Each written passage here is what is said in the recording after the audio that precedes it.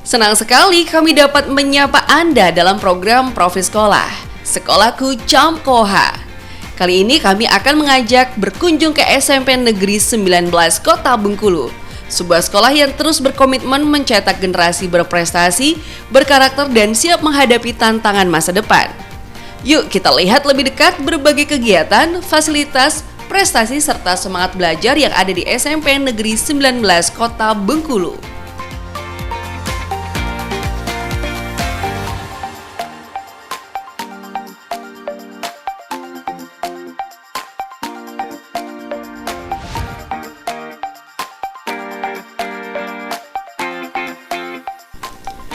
SMP Negeri 19 Kota Bengkulu hadir sebagai salah satu lembaga pendidikan yang berfokus pada pengembangan akademik, karakter, dan keterampilan peserta didik.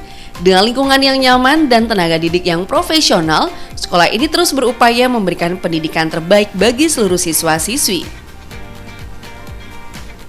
Dengan semangat kebersamaan dan budaya disiplin, sekolah ini terus berkembang menjadi lingkungan pendidikan yang aman, nyaman, dan inspiratif.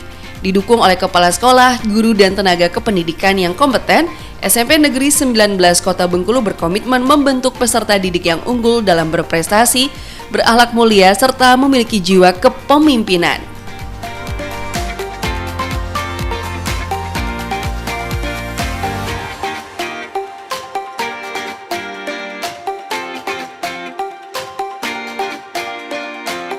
Saya Lia Anggraini, SPD MPD, Kepala SMP Negeri 19 Kota Bengkulu yang beralamat di Jalan Sukamaju, Kelurahan Padang Serai, Kecamatan Kampung Melayu, Kota Bengkulu.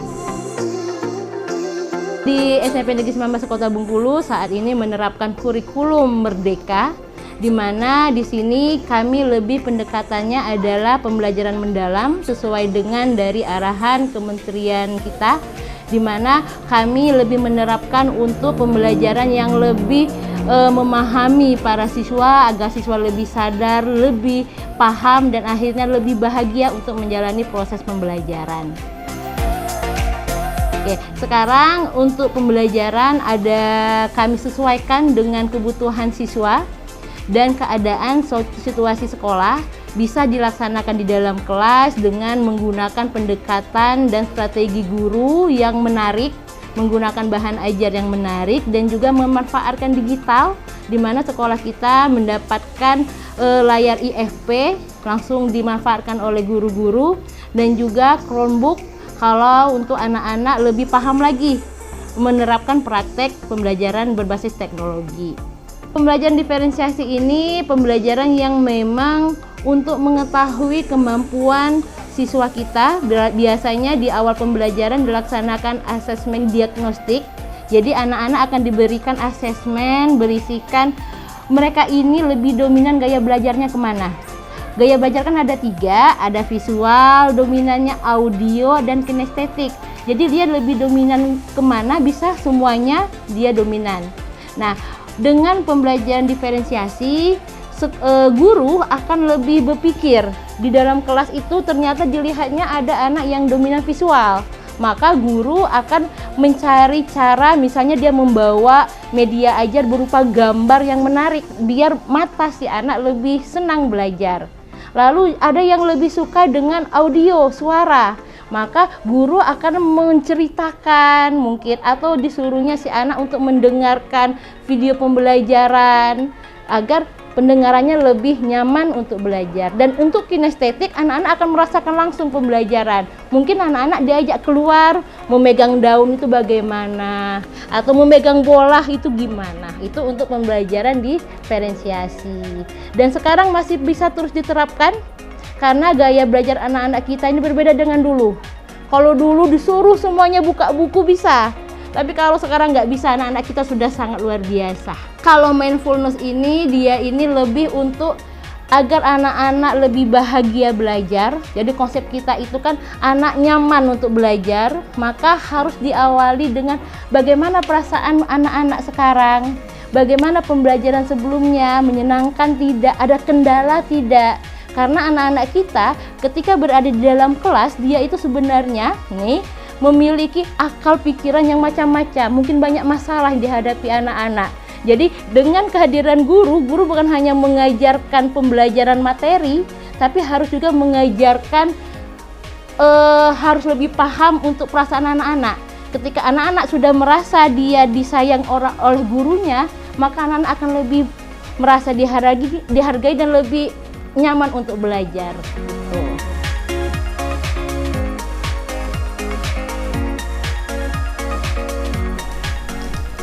Di SMP Negeri 19 Kota Bengkulu, dalam proses belajar mengajar bukan hanya sekedar teknik mengajar, melainkan seni dalam mentransfer ilmu agar peserta didik mampu memahami, menginternalisasi, dan menerapkan pengetahuan dengan efektif.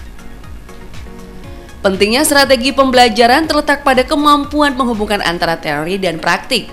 Dengan strategi yang tepat, siswa-siswi tidak hanya menjadi penerima informasi pasif, tetapi juga pembelajaran aktif yang terlibat langsung dalam pencarian dan pengolahan informasi.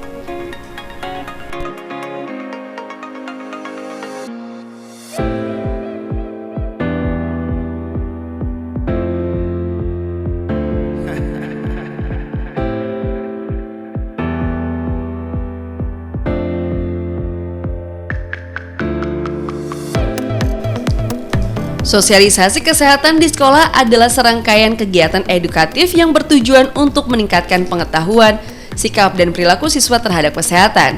Tentunya memiliki tujuan meningkatkan pengetahuan, membentuk perilaku sehat, mencegah penyakit, dan menanamkan kesadaran sejak dini untuk hidup sehat.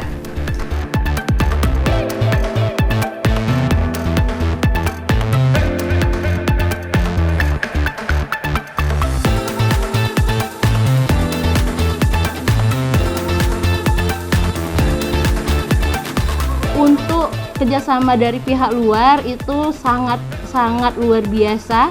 Yang pertama, kami ada kerjasama dengan pihak Babin di sini, Kapolsek Kampung Melayu.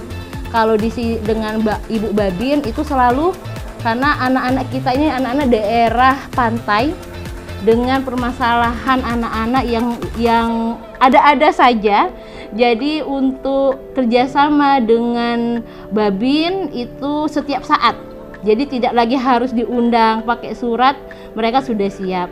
Lalu kalau untuk kerjasama dengan pihak Puskesmas, dengan Kemenkes itu situasional tergantung mereka ada kegiatannya bagaimana. Dan jika memang kegiatannya rutin seperti pengecekan tubuh keadaan anak itu memang setiap tahun dilaksanakan. Kalau untuk kegiatan-kegiatan lain itu situasional nih.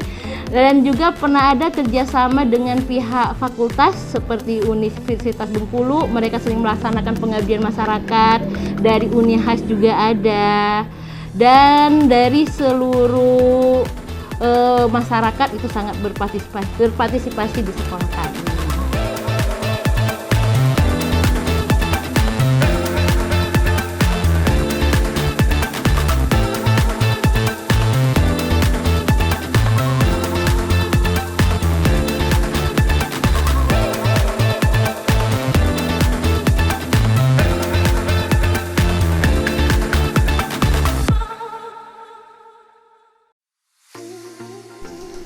Nah, siapa nih yang doyan ekstrakurikuler olahraga, khususnya futsal, yang bisa menjadi ruang efektif untuk membentuk keterampilan, disiplin, kerjasama, dan rasa percaya diri siswa-siswi? Tentunya di sekolah futsal bukan hanya kegiatan olahraga setelah jam belajar. Ekstrakurikuler yang satu ini bisa menjadi wadah pembinaan karakter, kesehatan, prestasi, dan identitas sekolah.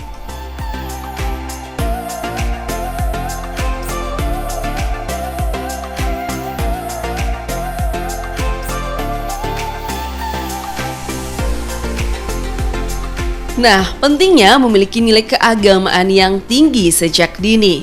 Salah satu kegiatan yang ada di sekolah adalah tadarus, salah satu amalan utama dalam Islam yang memiliki nilai ibadah, pendidikan, dan sosial.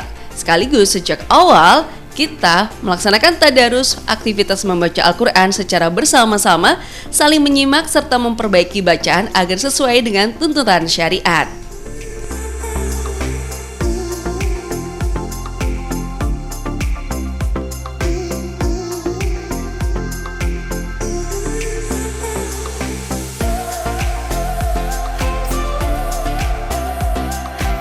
di sekolah kita ini alhamdulillah beberapa tahun saya di sini sudah banyak perkembangan, dan di sini saya ucapkan terima kasih banyak kepada Dinas Pendidikan dan Kebudayaan Kota Bengkulu, yaitu beberapa tahun ini di lapangan olahraga belakang sudah dibangun, yang awalnya lapangannya kurang nyaman untuk digunakan anak-anak, sekarang sudah rata, sudah hijau, sudah dikelilingi oleh ring nih agar bola tidak pecah masuk ke kelas, dan sangat digunakan untuk pelajaran olahraga. Dan sekarang kelas meeting anak-anak sudah menggunakannya.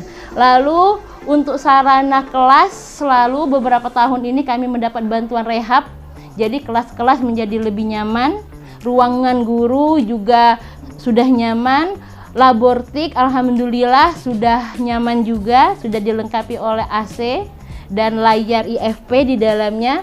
Lalu di depan nih sudah ada juga gazebo. Gazebo ini kami gunakan kalau misalnya ada pagelaran seni, atau untuk pertemuan wali murid, atau untuk anak-anak lebih belajar nyaman di luar, ada di sana.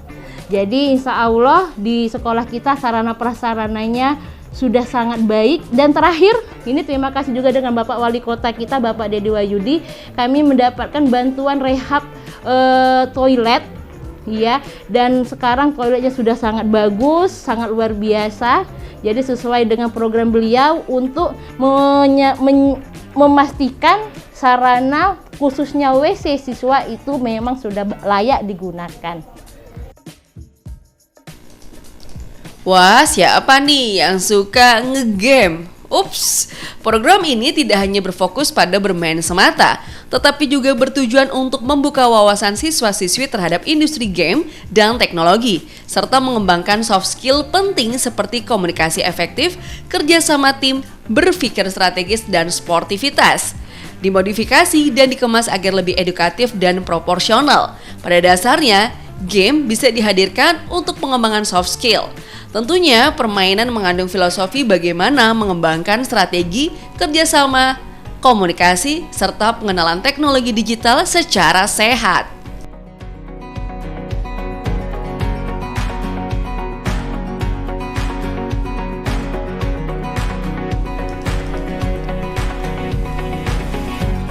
Perpustakaan sekolah, siapa yang rajin meminjam dan tentunya membaca buku.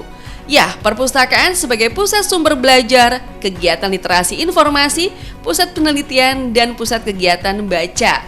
Tentunya tempat kegiatan kreatif, imajinatif, inspiratif, dan menyenangkan. Sudah pasti tempat kumpulan berbagai macam buku ilmu pengetahuan sebagai sumber belajar bagi semua warga sekolah. Dan mencari berbagai macam informasi untuk melengkapi, memperjelas, mengingat kembali, dan memperkaya ilmu pengetahuan dan wawasan. Dan yang paling penting adalah mutlak ada di sekolah sebagai penunjang pelaksanaan pendidikan di sekolah.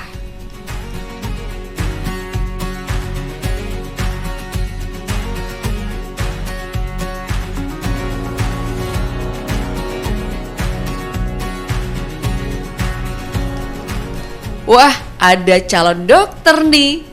Ya, tujuan usaha kesehatan sekolah UKS adalah untuk meningkatkan derajat dan kemampuan hidup sehat peserta didik agar dapat menciptakan lingkungan yang sehat, sehingga memiliki pengetahuan, sikap, dan keterampilan untuk melaksanakan prinsip hidup sehat, baik fisik, mental, maupun sosial, serta memiliki daya hayat dan daya tangkal terhadap pengaruh buruk, penyalahgunaan narkoba khususnya, dan sebagainya. Bahwa di UKS ini memiliki beragam fungsi, pemeriksaan kesehatan umum kepada siswa-siswi ataupun juga warga sekolah, pencegahan penyakit menular, kemudian pertolongan pertama pada kecelakaan, dan UKS bisa menjadi tempat pertolongan sementara untuk tindakan medis sebelum bantuan dari rumah sakit atau puskesmas.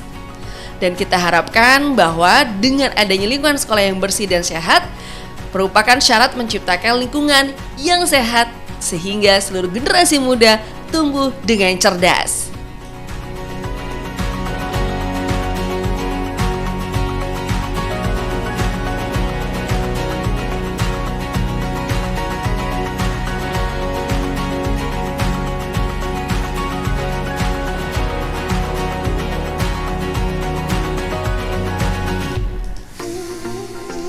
Ayo, sudah waktunya menikmati MBG, makan bergizi gratis bagi siswa-siswi.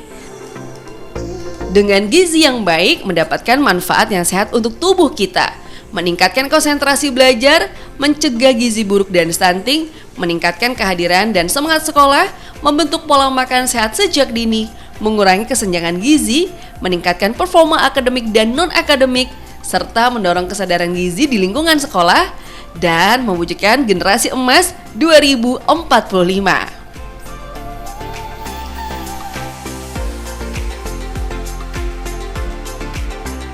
Benar sekali, nih anak kita alhamdulillah sudah lebih dari 800 murid. Hal ini menyatakan kalau warga sekitar percaya dengan SMP Negeri 19 Kota Bengkulu untuk membimbing anak-anak mereka. Nah, ini jadi tantangan, yaitu apa? Kami ingin tetap anak-anak kita itu tetap merasa hadirnya guru itu ada. Jadi strategi yang kami gunakan pertama, program dari kementerian itu ada namanya program guru wali. Jadi kalau kita zaman-zaman kuliah itu ada namanya dosen PA, pendidik akademik, dosen yang akan membimbing dari awal masuk sampai kita tamat. Nah, dan sekarang sudah ada guru wali, jadi bukan wali kelas. Guru wali ini akan membimbing anak dari awal dia kelas 7, kelas 8, kelas 9. Jadi dia yang akan tahu keadaan anak dari awal sampai nanti insya Allah dia tamat. Yang kedua, kami ada guru BK. Guru BK ini juga yang akan membimbing anak-anak dari segi misal ada masalah di rumah atau masalah yang tidak bisa diselesaikan oleh guru. Nah, guru BK ketika ada masalah akan melakukan pemanggilan dan terakhir akan home visit ke rumahnya. Karena karakter anak kita ini nih, mereka nggak mau sekolah lagi ini mungkin nih terkait dengan pengaruh lingkungan, sudah nggak mau lagi sekolah, akhirnya harus datang ke rumah. Yang selain itu, kami banyak guru-guru yang hebat, yang masih muda-muda, yang tidak kalah dengan anak-anak untuk masalah gadget. Akhirnya apa? Kami ada tim media center yang akan cari informasi perkembangan sekolah. Jadi seluruh kegiatan sekolah ada di sana. Anak-anak diminta partisipasi untuk follow IG sekolah, YouTube sekolah, dan di sana juga anak-anak bisa memberikan nih. Misalnya ada kegiatan di sekolah, Pak, tolong diupload ke media sosial kami. Boleh, siap itu. Dan di sini juga kedekatan antara wali murid dengan wali kelas itu sangat dekat, sehingga apa, kami lihat kemarin waktu acara kelulusan nih, kelulusan kita itu acaranya memang menyentuh. Kami minta orang tuanya nih duduk, ada anak yang langsung sungkeman itu. Jadi di sana mereka momen harunya dapat. Karena apa? Karena memang wali kelasnya sangat dekat dengan orang tuanya untuk mengarahkan seluruh kegiatan di sekolah. Kalau untuk perlombaan itu alhamdulillah beberapa tahun ini sudah banyak perkembangan, yaitu apa? Ada kemarin anak kita yang ikut duta baca nih di tahun 2023 itu. Nah, di sana memang partisipasi orang tua sangat dibutuhkan nih, karena kegiatan tersebut tidak sehari dua hari, maka orang tua harus mengantar anaknya, mungkin harus ada dukungan lainnya. Dan alhamdulillah saat itu anak kita dapat juara 2, baik putra dan putri. Dan sekarang pun ada juga si Yoga, ini dia sudah tamat di kelas 9, baru tamat. Beliau banyak Ananda memenangkan piala. Memang di sini peran orang tua yang mendamping itu sangat luar biasa. Kalau orang tuanya tidak care, maka untuk anak terus aktif itu sangat susah. Itu. Jadi memang kalau di SMP 19 ini peran orang tua itu sudah mulai banyak untuk mendukung anaknya. Tapi tetap harapannya ke depan seluruh orang tua wali murid dapat mendukung agar prestasi SMP 19 makin membaik, makin banyak, dan otomatis pelayanan kami pun akan lebih luar biasa.